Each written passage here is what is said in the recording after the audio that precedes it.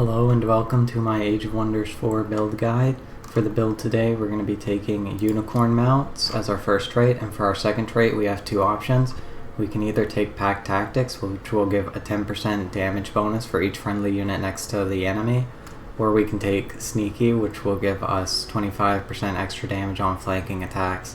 I'm going to take pack tactics because I think it's a little bit better in the early game, and it does a bit better in auto resolve because you can't really rely on the AI for flanking.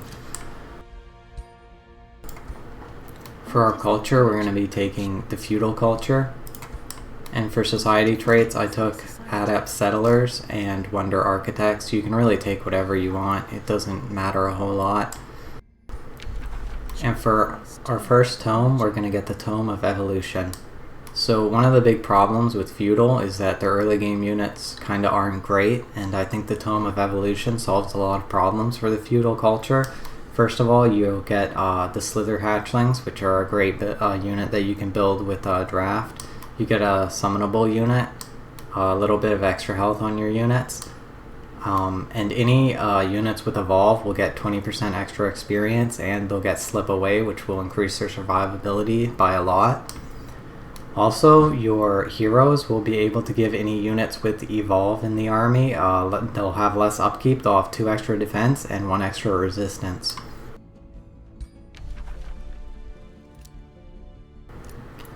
And when we look at the Feudal units over here, you'll notice that their tier 1 unit, the Peasant Pikeman, this unit's normally pretty bad, but it actually has Evolve, and so when you have the Tome of Evolution, this unit will be getting an extra 2 defense, an extra 1 resistance, and it will get Slip Away, so when it dies it just heals 15 health and it retreats 3 tiles away.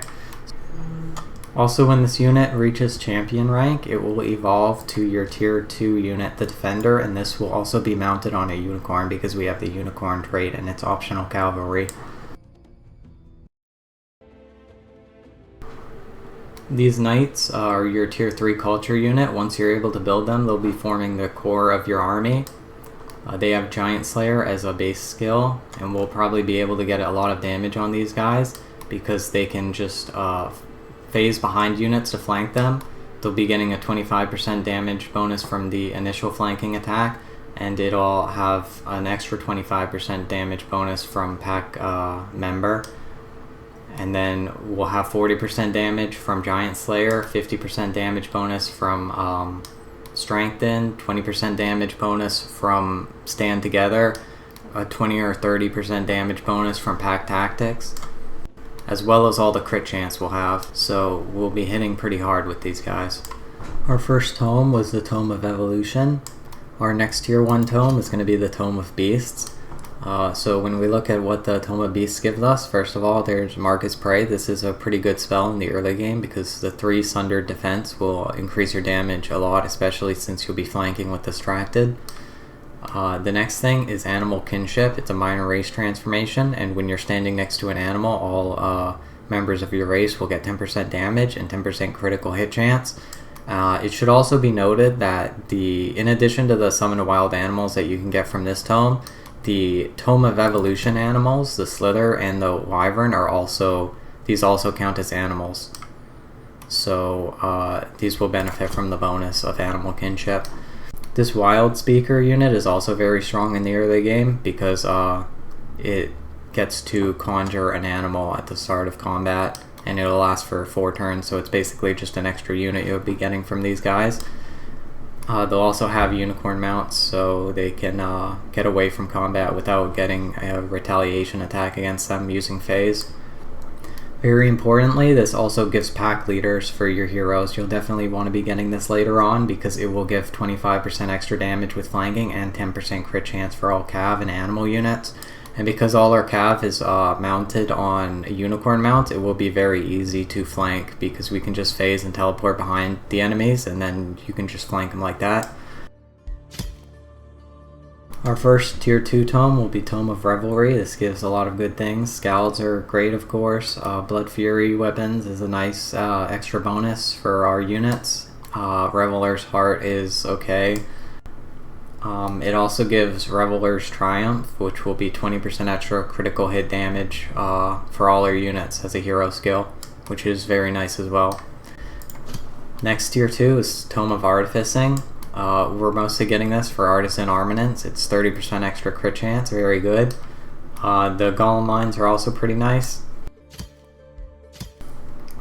Our first tier 3 tome will be Tome of Transmutation. This tome, it'll help us grow our cities faster with transmute resources very early in the game, so that's good. The Transmutation Circle is probably one of the best special province improvements in the game. This Melt Armor spell is like okay in the mid game, so you can use this one, and it will buff our units by giving them 2 defense, 2 blight resistance, -2 lightning damage, and also it'll give us some more resistance and status protection when they get attacked with adaptive armor. Our next tier 3 will be the Tome of Vigor. This will give us a better summon that we can use to bolster our armies. You'll get a really strong buff spell for your animal and cav units, giving them 5 strengthened, 5 bolstered defense, and berserk. This is a unit enhancement which will just buff animals. And also you'll have super growth, so this will be great for your knights because they're shock units, and so their retaliation attacks are very strong, so the 1+ retaliation attacks are very nice. They'll do more damage when they're injured and get an extra 10 hit points. Also, you get another hero skill, which is pretty good. Animal and cavalry units will gain mind control immunity and 2 resistance from Animal Handler. Our first tier 4 tome will be Tome of Paradise. This will give us Gaia's Chosen to turn our guys into plants, giving them 20% extra hit points and 3 status resistance. It'll also give us Exhilarating Pollen, which will have all enemy units have a 90% chance to become distracted, which will make all attacks flanking. So this can be a pretty good spell to use because we have a lot of bonuses to flanking.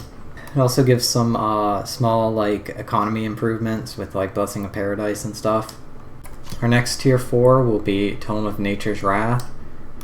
So this one gives a pretty big bonus, Nature's Avenger. You can get all friendly animals and plants within 2 hexes to become 5 strengthened, which is 50% damage bonus.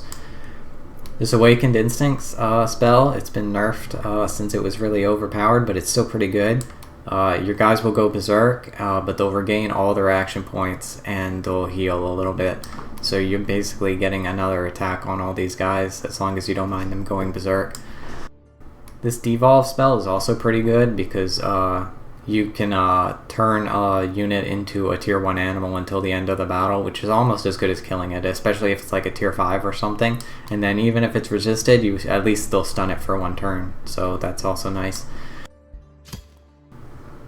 And for our tier 5 tome, we only really have one option. It's going to be the Tome of the Goddess of Nature. It's going to give us Sight on forests, it's going to give us a heal ability, and it's also going to give us 8 damage on our knights and an extra 20% crit chance.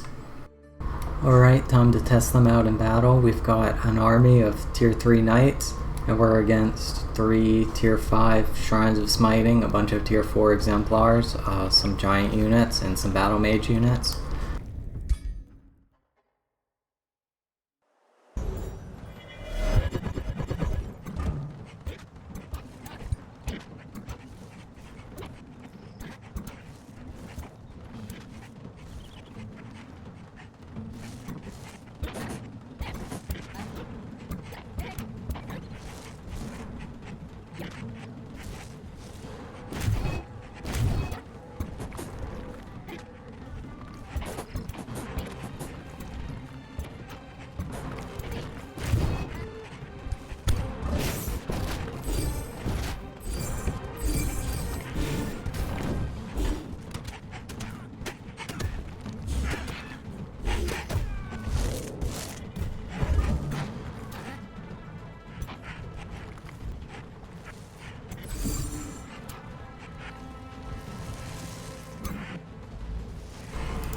Okay, now we can use our phase ability to get behind the enemy units and use our flanking attacks to do a lot of damage.